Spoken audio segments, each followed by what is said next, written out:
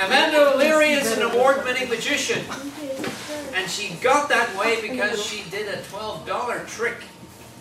Oh, that sounds wrong. I know. That sounds We're a going to little... talk about this. That's called putting a pause in for laughter. Okay. Alright. She went using a $12 trick, exclamation, exclamation, exclamation, pause.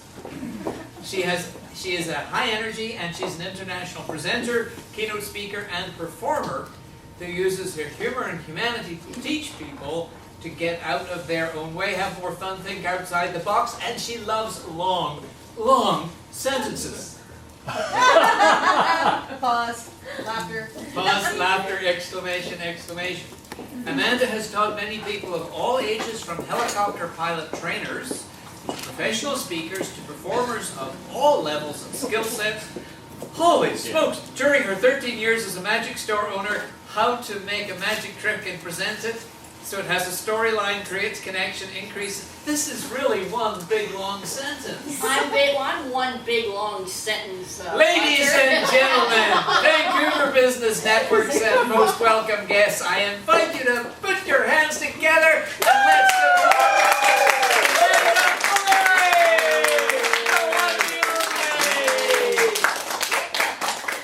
So, welcome everybody. I am also known as Amazing Amanda.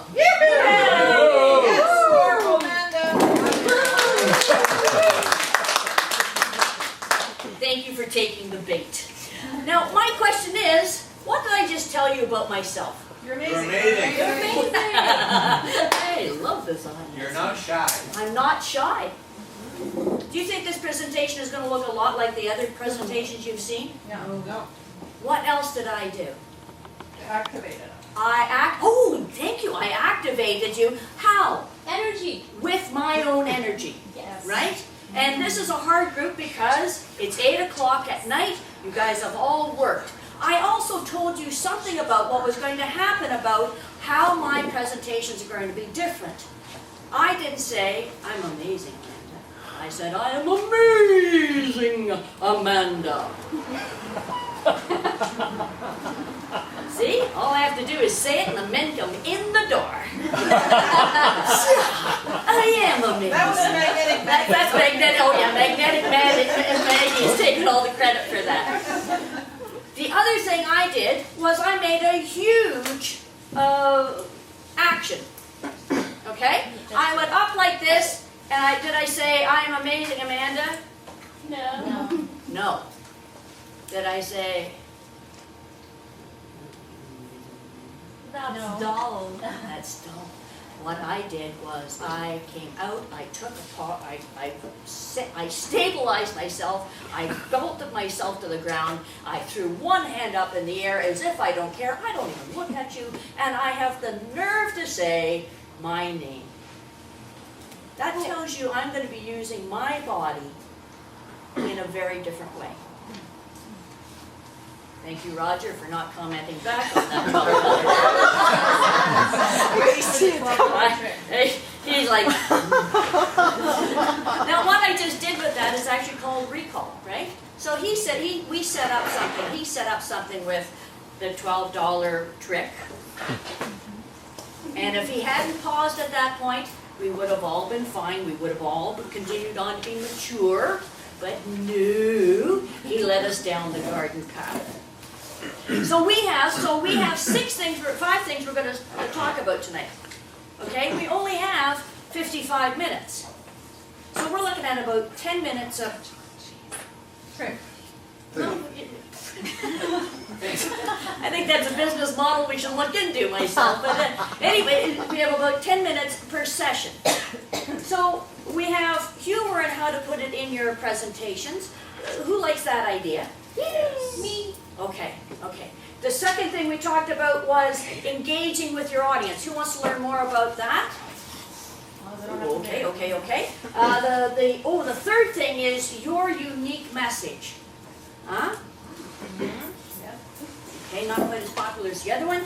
Okay, PowerPoint dilemma. Ooh.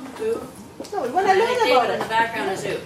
Okay, and the last one is, do we have any challenges with nerves when you have to speak here? Yeah? Yes? Cool, very cool. Okay, so I'm going to start with humor. Because most people want me for humor and storytelling, and how I can teach you how to do engagement with your audience. So humor, for gosh sakes, this is my number one thing. When people say, "Oh, you're a stand-up comic, Amanda," I say, no. I'm a storyteller. I'm a storyteller. I am not a stand-up comic. A stand-up comic works totally different than I do. Okay? A stand-up comic really doesn't care if you get my message, right? I give a damn. Ooh. So, for me to put humor into my stuff, it's all about timing. It's all about taking a story and embellishing it. Okay, so here's a story.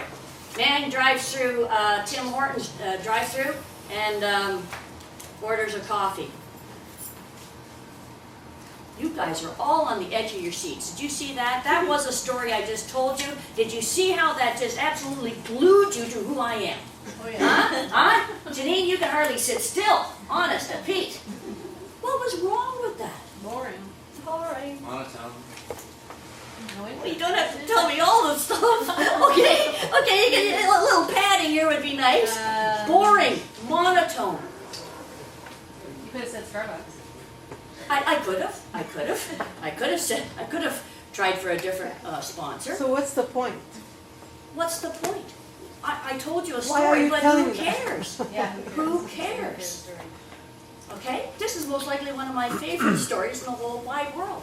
I know a person who drove through Tim Hortons. Literally? Like, no, the drive-through, okay?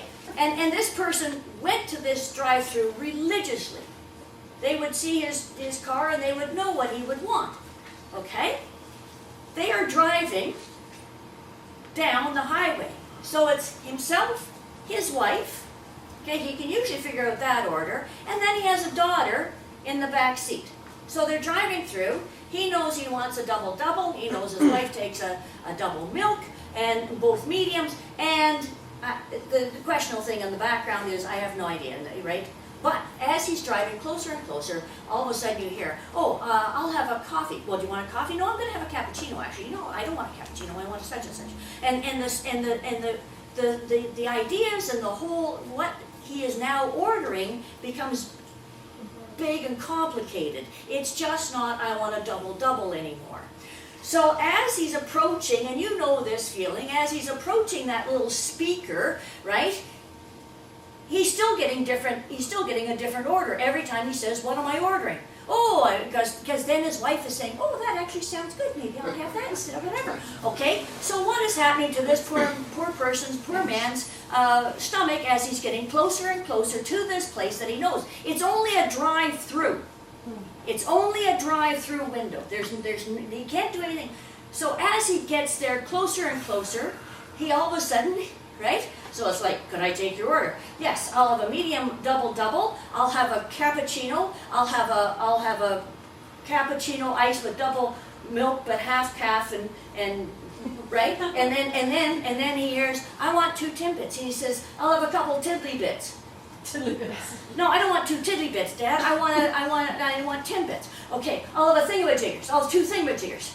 He says, "No, Dad, that's not what it." He says, I'll have 2 tiddlywinks." He says, "No, I don't want 2 tiddlywinks." He says, I want a pair of tits." Now you're talking. He then has to drive from here to the window. He can't back out. There's a car. He doesn't want to show his face, even though they know his car. He drives close to it, and he can't figure what to do. But he knows chances are he's going to have to change Tim Horton locations because now he's on the pervert list. He looks down, he grabs his money to pay, he looks up. He says, not one more face could fit in that window. Everybody who worked there wanted to see who just ordered a pair of, I don't have to say the words. Do we all understand what that man went through? Yes. Was that a story? Yes. Could I tell that everywhere? Not always. There's a little 3-letter, 4-letter word there that would upset people. But what I wanted to bring you on was the fact that as I tell a story, I have to engage you. I have to use the words that you're going to understand. I have to bring you into my setting. Did I do that? Yeah. And how did I do that? I did that with my actions. I did that with a common feeling by identifying the common feeling in it, which is, oh my gosh, pressure, under pressure, here I go, to be correct, to say something, and screwing it up badly. You guys will never go through the Tim Hortons drive-thru ever again without thinking of this message, right? Does that make sense to you? So I don't try to be funny. I just let the stuff that I talk about be funny, and I want to be fun. And for me to be fun, I need a lot of energy. I need focus, and most of all, I need to know my material. Okay? A woman goes into a bar to meet friends. She meets them.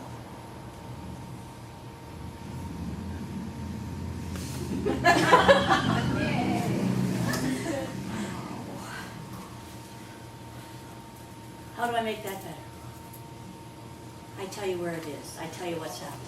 I tell you that there's a slight problem in the middle part. Okay? This actually, so this person is going through the Keg Mansion downtown Toronto. She's running late as per usual. She has a set of friends over there, a set of friends, they both don't know each other. Okay?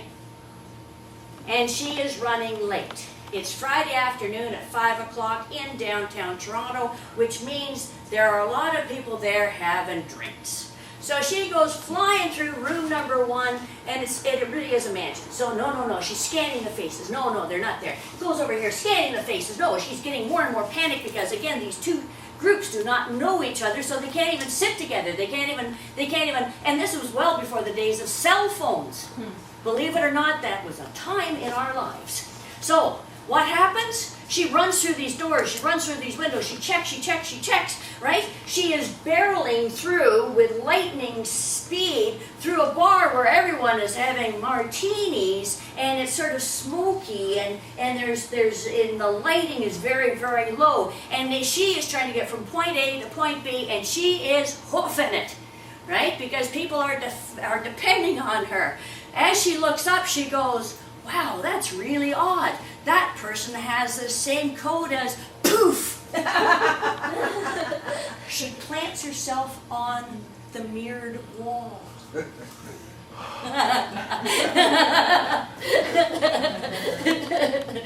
It was me, okay? I bounced off of that thing like, whoa. And what happened? I looked around. I saw what I did. What was my reaction? You laughed. I howled. I looked at that. I looked like this. I looked around, and it was like I was in my own little bubble.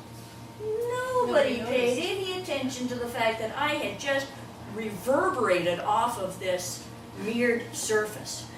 Okay? Nobody stopped to look at me. No, well, did I find that better or worse? Worse. No, I found it funnier. I'm sitting there thinking, how could those people not see me? They must have heard the crash. That's They must have, That's Toronto. That's Toronto, right? They must have done something. They must have heard something. I look around, nothing. I literally am like this, and I'm slapping my knees. and I am howling, which doesn't get me any more attention. Okay? The good news is it doesn't get me any more attention. Is that a story? Yeah. Yeah. So when you are You're story, taking questions as oh, we I go. am taking questions as we So, go. you have a clown personality, Yes. but say accountants, lawyers, professionals Yes. tend to be more reserved. Yes. How do you do what you've just done when your personality is screaming at you not to do this? There it is right now. That's the answer. For gosh sakes, Amanda, stop talking. Sit down. How do you, when everything in your body is telling you don't do it? I'm conservative. I'm taking risk. Yeah. Looking Yeah. silly. Wow, that's a terrible thing. Yeah. Yeah. I have my own personal style that I present with. Am I always this big? No. Because it depends on who I'm talking to and why I am talking to them and what I'm talking to them about. I've worked with people who in the healthcare, and you need to be able to say to them, you know, when you go in to visit somebody, when you go into a patient, understand where that patient is coming from. I can't be big enough about that. But what you're talking about and what I always do, because this is very unnatural what we do, to stand up in the front and talk and try and be entertaining and engaging everybody. It's very odd. It's very odd to do. You know what? I could be at home with a TV remote control in my hands and quite happy, right? Instead, I am here. Instead, I am risking. Instead, I am putting myself out. You know how I do that? One, I know the topic so darn well, it can flow from me. And I know, and this goes into our topics of presentations, right? I know where my talking points are. I know where I have to get to. So even if I lose everything that I'm thinking about, I know how to get home. I know what my final point is. That gives me great comfort. Gives me huge comfort. With the accountants and the engineers and all that stuff, you know what? You got to get out of your comfort zone. Because, and you got to get somebody who can figure out how to get you out of that. Because I remember going to my daughter's graduation, my university graduation, and there's big, you know, screens all over the place, and people walk in, and there's, you know, and there are little tiny people on stage, and everything else. And this woman, you know, starts up and she says, "We," and you can see, all you can see is on the monitors, and she goes, "We, the staff, in fact, we the staff and faculty at blah blah blah university are thrilled that you are here this afternoon."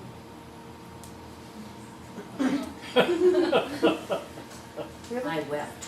I had never felt such love and compassion like that before. I knew that if I was not sitting in that chair, she personally would have taken it as an injury. So you have a choice. You have a choice. Did that serve her? Does that story serve me? Yes. Yes, because I throw her under the wheels all the time. So this is the what not to do. So what does she need to know how to do? Be brave even when she isn't brave. Okay? And some people call it fake it till you make it. Some people call it a million different things. I call it putting on the cloak of invincibility. Because to tell you the honest to goodness truth, if I'm there waiting to go on, my mind is going a mile a minute. I'm thinking about what I'm supposed to say. I'm trying to calm myself down, think of where I am, focus in, but I also have to go, what do these people need from me? Well, you guys need from me somebody who looks like they enjoy this, right? And I can't tell you to put humor in if you're all like this. You know, if I'm all like this. Actually, what you do is after the third word, you pause, look at the person, pause again for another 3 seconds, and come back out.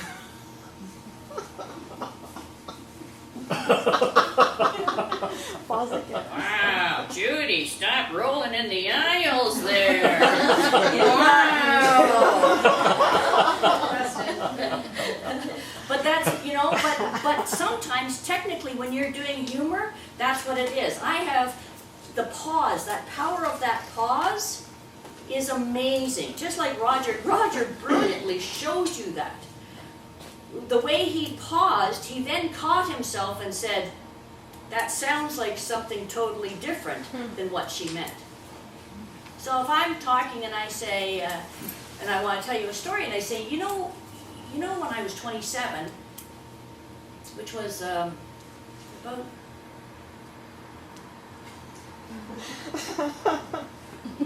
yeah, it's 5 years ago.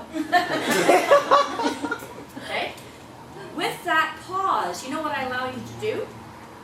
And I look like I'm actually trying to figure out the number of years I have. I'd have to take off some shoes and count on my toes, of course. But what I'm doing is I'm getting you to go down that path. Because what I'm going to tell you at the end of this is I'm going to pull a switcheroo on you, and I'm not going to continue on down there, even though you think that's where we're going. So anytime I can surprise you, but I can only surprise you when I allow you, just like a good parent. You know how a good parent waits for the child to catch up and be, all of a sudden be along with. I have to make sure that you are with me in where you're thinking. I also have to set you up so that you are thinking something different. And I also have the courage to say something that negates it. Does that make sense? That's pretty technical. Okay? Very technical. But that's what you need to do. And you need to practice that. And what Roger said is, what if that's not in my nature? Oh man, I've ran into more people, I don't even think I'm funny.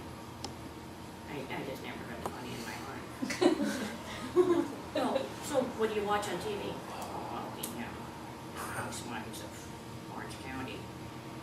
There's a laugh riot. What else do you watch?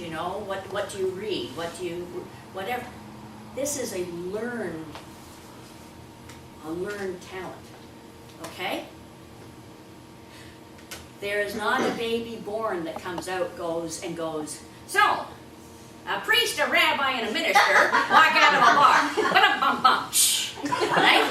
No baby ever does that. So where do you learn that from? Seriously, I've ran into, from people who make you joyous. Right? Do I look like a joyous person? Yes. Guess what?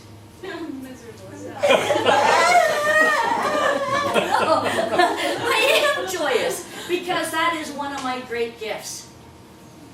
And when I'm doing humor, I'll tell you, for as high as I want to take you, I want to take you as low with me so that you can see the depth of where you can go with emotion.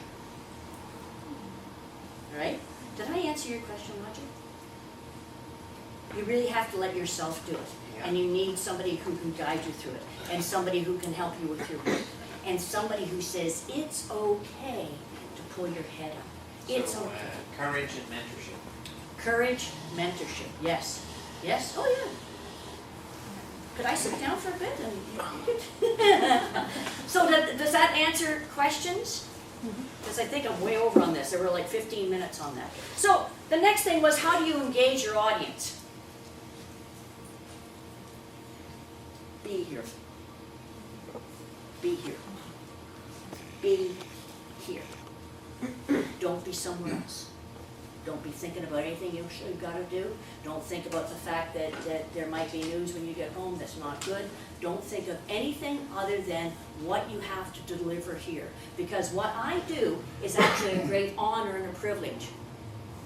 It's a huge honor and a privilege. People are giving me their time. You can't get this back, folks. You can't let me get out of here. No. So you have to respect it as the amazing thing that it is. a lot of people have, you know, oh, good Lord. I talk to them because I go, so who taught you that?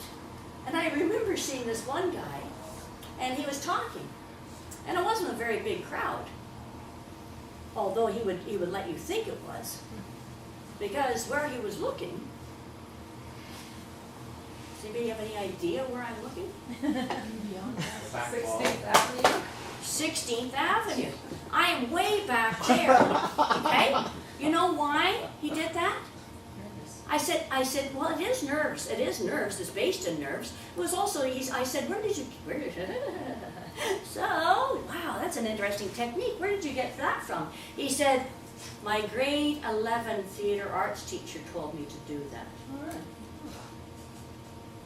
I said, no,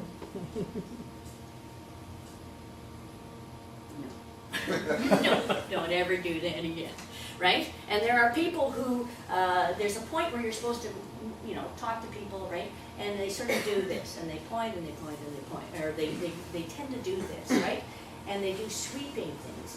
So seriously, I know there's one guy who speaks in 180, right? So he's got people here, here, and here, and he goes like this. Blah, blah, blah, blah, blah, blah, blah, blah, blah, blah, blah, blah, blah.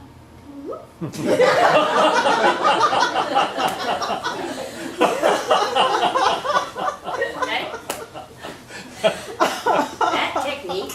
Oh, this one is called somewhere over the rainbow. I call that technique when you're flying over everybody's back of the head. That's the, you know, somewhere over the rainbow.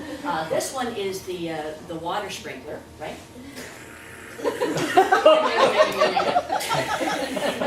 Okay, does everybody feel connected? Ooh. Can you feel the love? So what you have to do when you want to connect with somebody is you actually have to have the nerve to look people in the eye.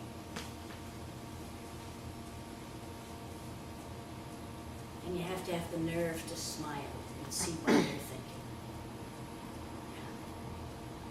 And you have to see whether or not they're coming with you. Somebody said to me, how come I'm always finding the guy that's fallen asleep after lunch? I'm like, oh yeah, I know that person too.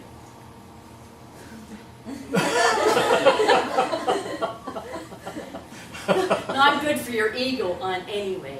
So would anybody like to come up and just try this thing with engaging with the eyes? No? Look at that. It's just, you know. What time does my bus come? Oh, yeah. Does anybody want to come help me? It's a come on. Everybody put your hands together.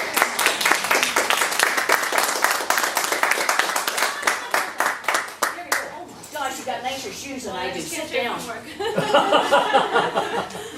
Okay, so do you know how to do this? Well, this is where I get lost, when I actually look into people's eyes. I lose my train of thought. Ah. Did you hear that? Yeah. When she looks in people's eyes, she loses her train of thought. So two things happen, okay? You're doing something that challenges you. You have a storyline that is not cemented in your heart. So when you look at somebody as lovely as a shock, right? You go, nice looking eyes. What a great guy. What am I talking about up in front of you? Right? And here's the bad news. Then you sit there and you think, but everybody can tell I don't know what I'm thinking about. Oh my gosh. Is it hot in here? I'm just going up in flames. That's what I'm doing. Right? And there's one falling asleep at the back. And there's one falling asleep at the so Exactly. But this is what you do, right? So, do you know your name? I think I do.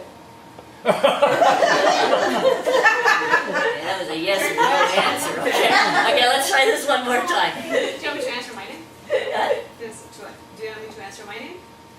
Well, you got a couple other persons. Oh my gosh, ladies and gentlemen, Sybil, here we go. Can I talk to the little 3-year-old? I just want you to be able to say your name. Yes, yeah, Giselle, and you have a last name, right? Okay, is that important for these people to know? Yeah. Yeah. And where are you from? I'm originally from Brazil.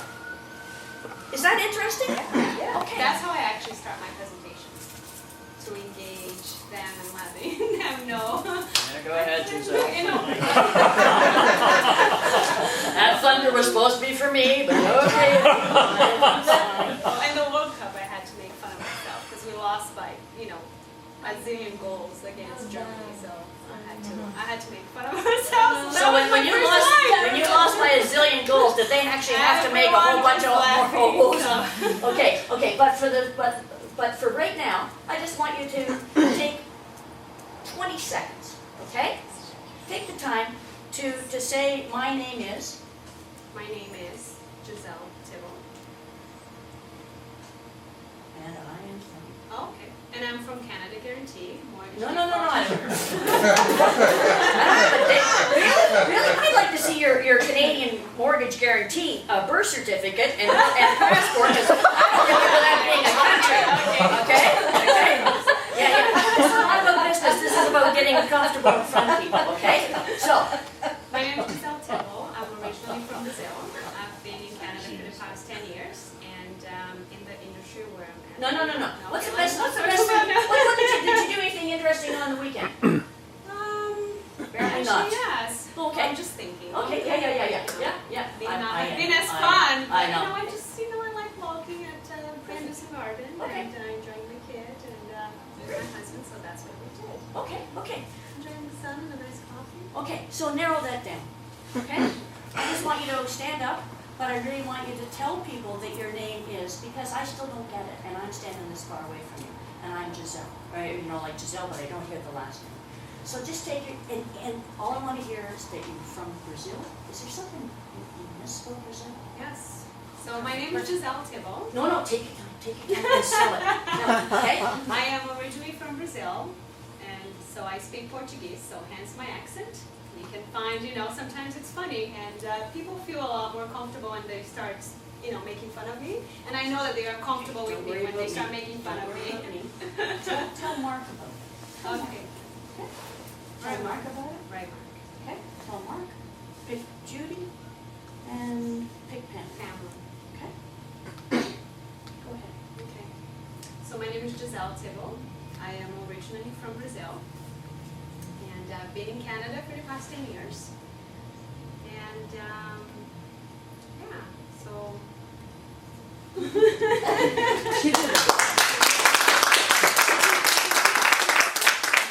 Locking eyes with people?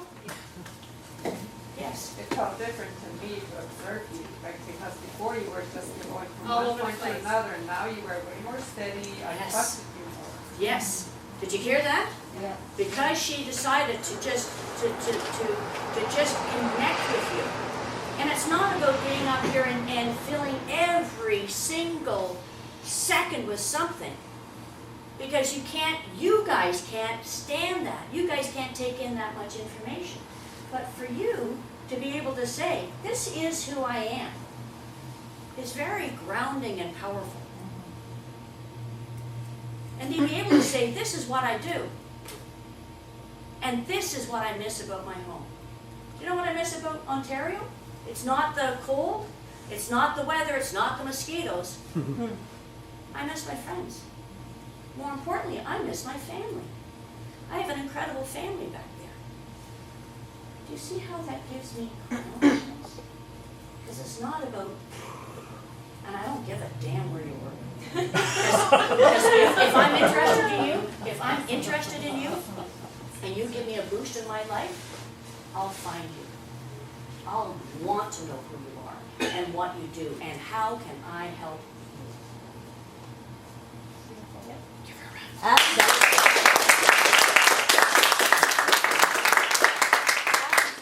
Excellent observation there. I'm sorry, Jody, I didn't quite hear what you said. What was that, a little louder? Excellent observation. Excellent observation, and that's how we do it. So the unique message, right? So when I engage, you know what I think when I tie this into my message is, I have a nugget for somebody in this room. okay? I have something that they will hear from me that will give them a new charge in life, give them a new lease on something, will give them something to think about, maybe change their life, do something. Does that sound lofty? Yeah, it's good luck. It's good luck. Good luck. Yeah, because I want to do something for you at this level, okay? I want to speak heart to heart. And this takes a lot of courage. Huge amount of courage. Huge, huge, huge amount of courage. Because you actually show who you are, and this is where people will actually say, oh, integrity or... No, Amanda's standing in something other than integrity. I've heard Andy speak many times. Tonight, when he threw away his notes, Yes, I just felt a different vibe yes. from him. Yes, yes. And I love the fact that he said, well, considering what I just heard, I'm just going to throw everything that I was going to say away and tell you stuff.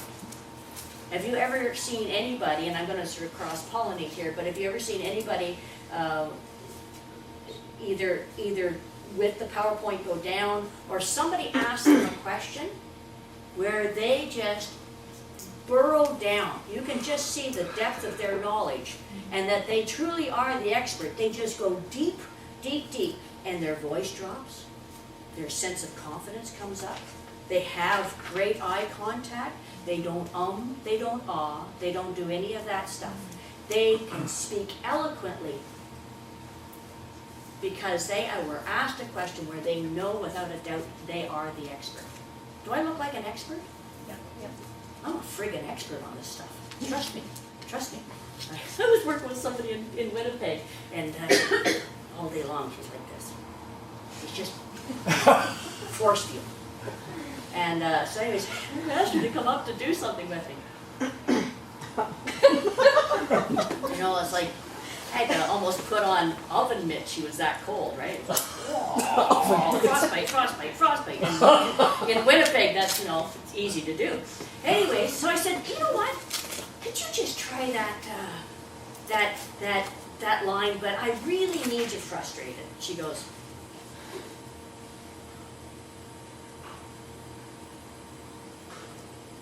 so I'm taking that as a no? So, anyways, she goes, well, I don't know how to do that. I said, okay. I said, well, you know, those, you know when you're so frustrated, you want to say something, but you want to burst into tears, and you know, like you burst into tears? She goes, I'd never do that. I said, oh, I'm sorry, no, not you. Of course I know you would never do that. But have you ever seen any other woman do that? And she goes, well, yeah. I said, so if you could do it that way, right? Just that you're so frustrated because it's not going your way. Could you just try that? So she went away. Yeah, maybe, right? So she came back in, and she delivered the line full of frustration. And she was like, you know, she all of a sudden, she wasn't this. She was like, don't you think you're ever going to do that? Right? And the place went crazy. All of a sudden, people were like, yeah! Because she actually took a huge risk, got out of her comfort zone, said something that we all knew she didn't want to say because it showed too much about who she was. That she wasn't this strong arm of the law that she thought she was. Okay? I'm very painfully aware. So, unique message. I'm driving up Lonsdale in North Van. And, you know, it's a nice day and I'm driving along, and all of a sudden, in front of London Drugs, I see two people walking. And one is taller, and one is shorter, and one is younger, and one is older. And the littler one takes it like this, and then goes, and just comes up and holds on to the other person.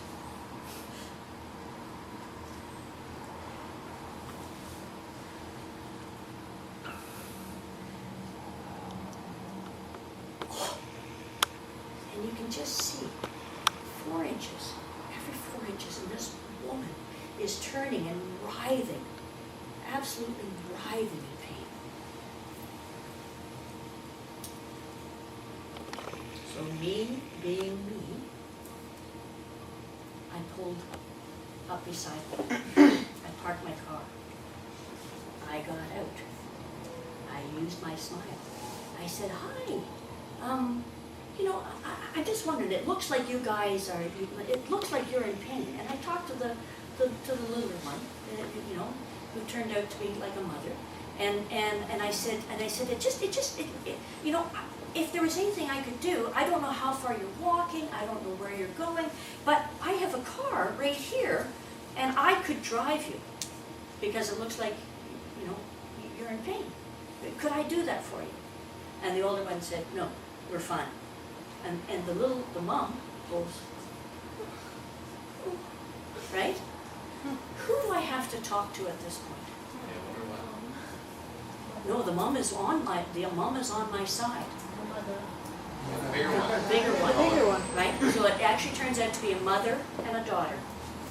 So the mother, who is in writhing pain, and the daughter are coming down, and they're in the middle of nowhere. So I say to the daughter, well, you know what? I mean, really and truly, my car is right. Oh, look, the door is open, and I open the door. I said, you could just get in there, and look, you're right. I said, in fact, if that's too far, I could even move it back. Right? And the daughter said, no, we're fine. I said, well, where do you have to? She said, we don't have to go very far. I said, well, where do you have to go? She said, the doctor's office right there. Half a block, another half block down. So about 3/4 of a block down. I said, well, you know what? Really and truly, I have nothing to do right now. And I would love to do that for you. And it's okay with you. So anyways, we get them in. The mom, I start up the car, I go to the corner, I go there, I go through the the parking lot, over the speed bumps, right? I take these speed bumps, like they're actually supposed to be taken. By this time, I found out that mother and daughter started to try to get her to this doctor at 8 o'clock in the morning. It is now 2 in the afternoon.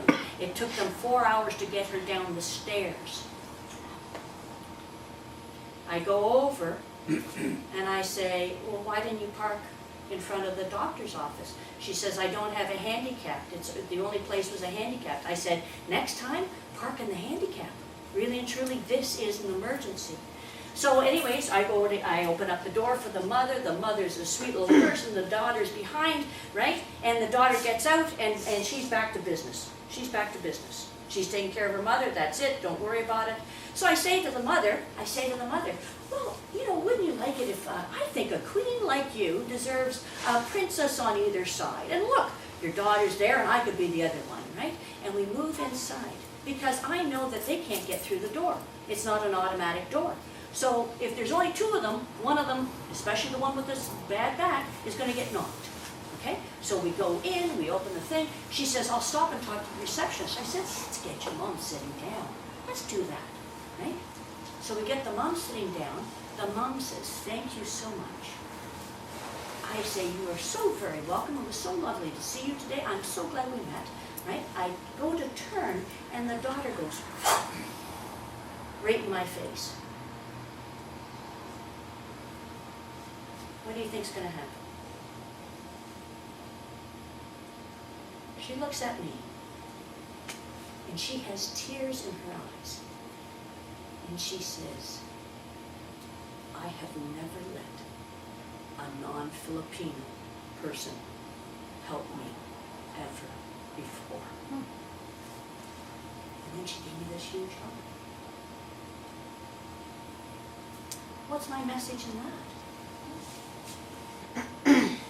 What's my message? That's how we make connection.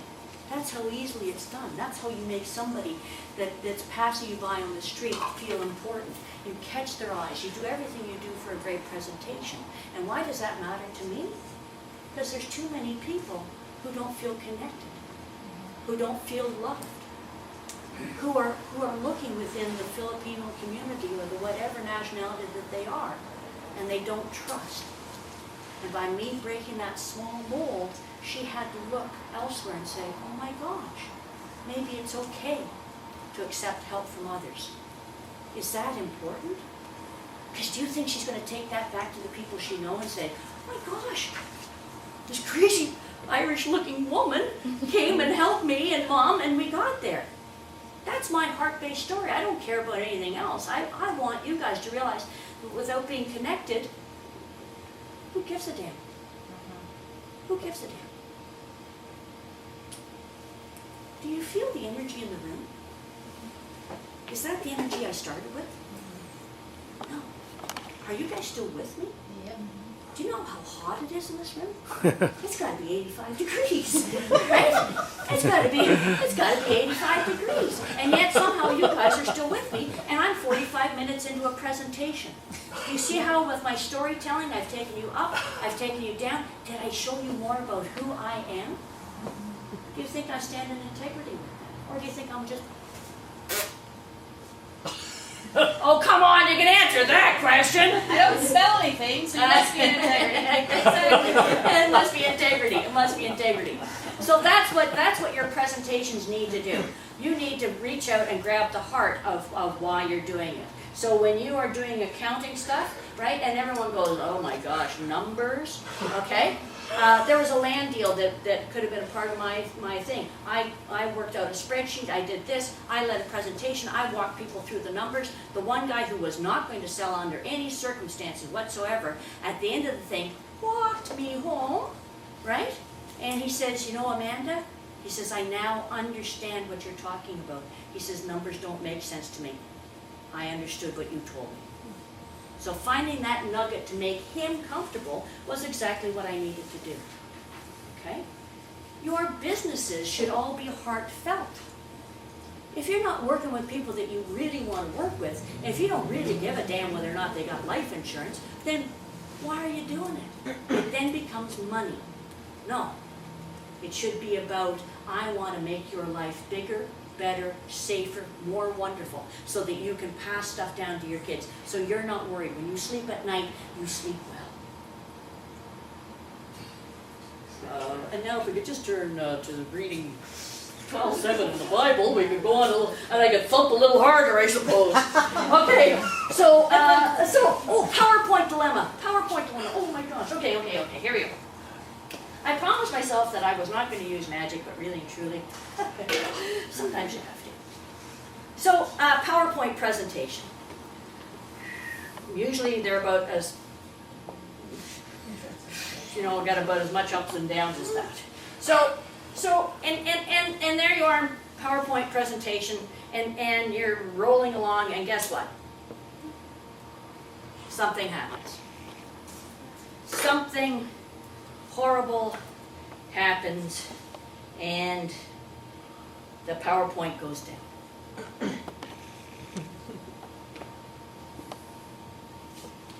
So a lot of people,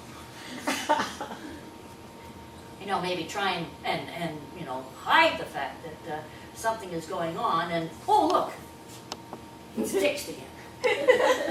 Unbelievable. And off they go. Radio.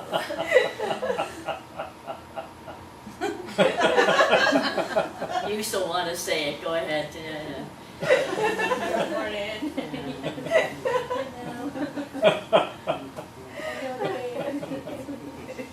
So this is what I find with most presentations, especially PowerPoint. If it goes down, you don't know what you're supposed to say. You don't know your talking points. I call it a storyline because I'm in theater, right? So what happens? Most people concentrate on, ooh, this screw up right here. Right? Oh, look at this. Oh, look at this.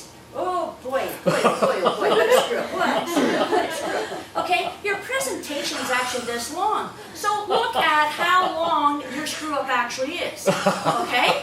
So if your PowerPoint bites the big one and there's no other way around it, okay, here's what you do. You look back and you say, and you look back like this and you go, well,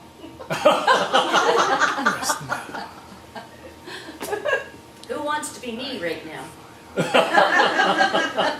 Acknowledge it. Acknowledge it. Does it break your stride? No. Because when you know what you're talking about, and you can actually keep going after your PowerPoint has died, what happens is people remember your whole presentation, not the fact that your PowerPoint died.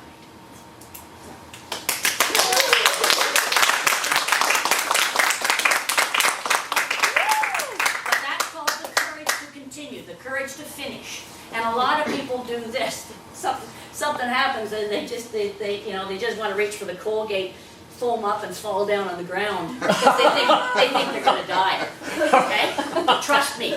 Just like the guy at the Tim Hortons, okay? Everyone is so glad it's you and not me. Okay? They are so glad it's you and not them. But when you rise up towards it, guess what? You are a hero. You are brilliant. But that only comes again from being so confident with your information and knowing why you're telling it. Oh, jeez. At TEDx Stanley Park last year, Isabelle Mercier Yes? practiced for 100 Oh, hours, Yeah. got it cold, Oh, yeah. but just had 2 or 3 blanks, Yeah. and she humored her way through it Yes. Yeah. in terms just like that. Yes. Who wants to be me right now? Yeah. Yeah. Yeah. And everyone loved her, standing ovation. Yes. Yeah. Yeah. You 'Cause- said- because- Even Roger, you did the same thing. You said, I forgot what I wanted to say, and acknowledged it and went ahead.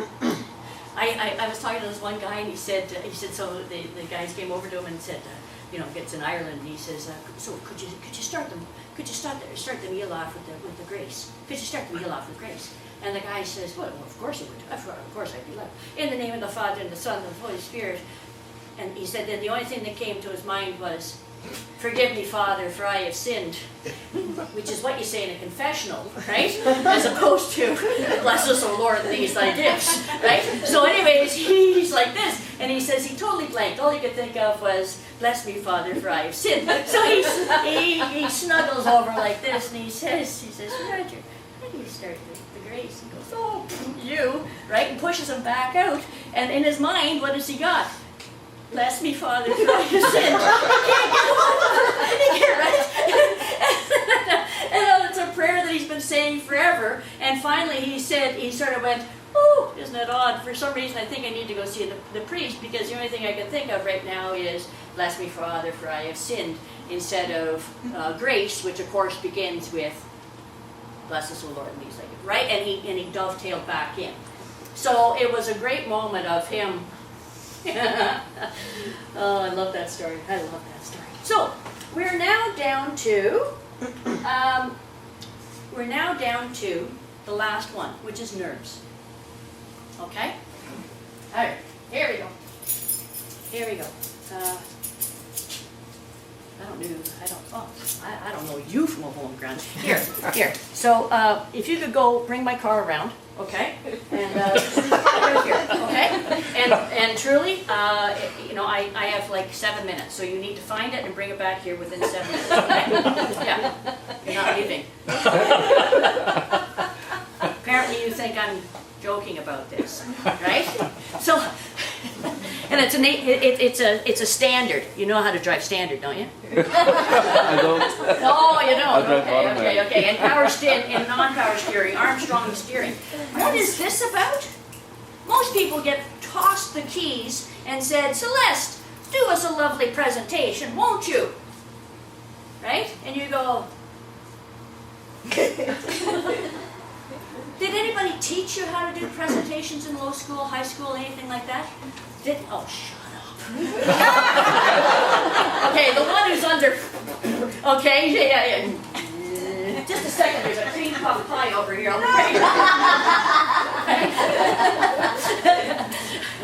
Now, the only reason I get away with that stuff is hopefully by now you realize that I wouldn't have that angry, nasty bone in my body. That's not who I am.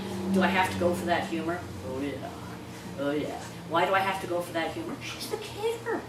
Of course she'd love a cream puff pie in her face. Hello. So what I was trying to say was, people are given presentations to do. There's no warm-up, there's no nothing, there's no introduction, there's no how to do it better, right? Yes, there's Toastmasters and various things like that. But in business, you're left on your own. So it's through trial and error. Trial and error. And really and truly, when I talk about nerves, I don't want you without your nerves. I don't want you nervous up here. And by the time you know how to work this space, I've sort of done a pretty good job of working this space, right? And keep creating eye contact and keeping eye contact and all those other things. But what I do is I know this space so well. So I know if I go up, which is where I lose all my thoughts, I'll survive. Do I know this presentation stuff? I know I will survive. I know I will survive better than most. Do I try for 100%? Are you kidding me? This is where I say to everybody, anybody you go to and you see a theater production, you have no idea how many lines are missed, how many lighting cues were screwed up, nothing. But none of them on the stage went, "Hark, me think I hear the thunder roar." No, you know that old joke, right? Anyway, and then, you know, what the hell was that? You know, they never stop. They just keep going on. They just keep going on. So when anybody else want to, Monica, come here. Everybody give Monica a big round of applause.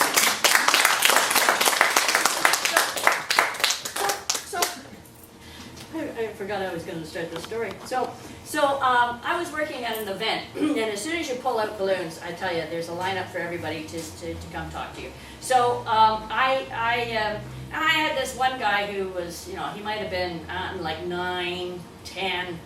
Anyways, he was having fun, but he decided he better show everybody that he really didn't need me all that much. So I'm doing balloons, and I said, "Would you like a balloon?" He says,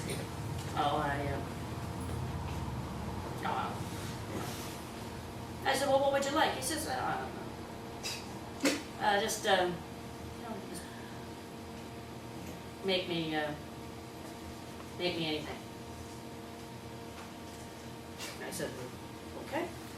So I went over. He says, "What's that?" I said, "That's anything." He says, "That's not anything." I said, "Oh yeah." He says, "You have to put air in it." I said, "Oh, no. If I put air in it, then it becomes something, right? But right now, you just said you wanted anything."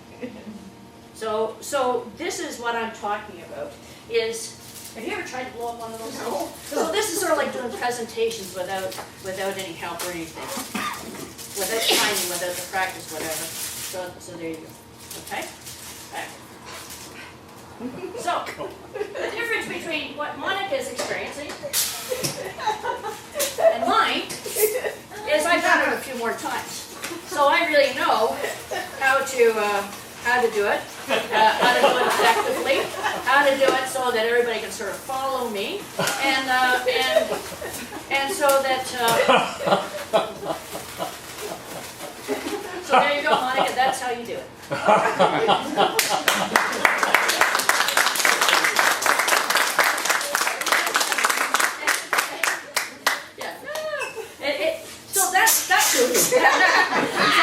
So that's a lot of what I feel like, is that people are handed the balloon, say do something, and are given, and just do anything, and are not given guidance enough on how to do it. And that's where you're winning first place in the Derby is Amanda O'Leary. Thank you very much. And that's where the problem is. That's where your nerves come, because you don't know what you're doing. When you're selling the stuff that you know, insurance, catering stuff, what you can do for older people, all those things. Are you nervous? No, because you know what you're talking about. When you're up here in this forum, you may not know what you're talking about. Okay. So here we are at 9 o'clock, and now I got to go for the big discussion.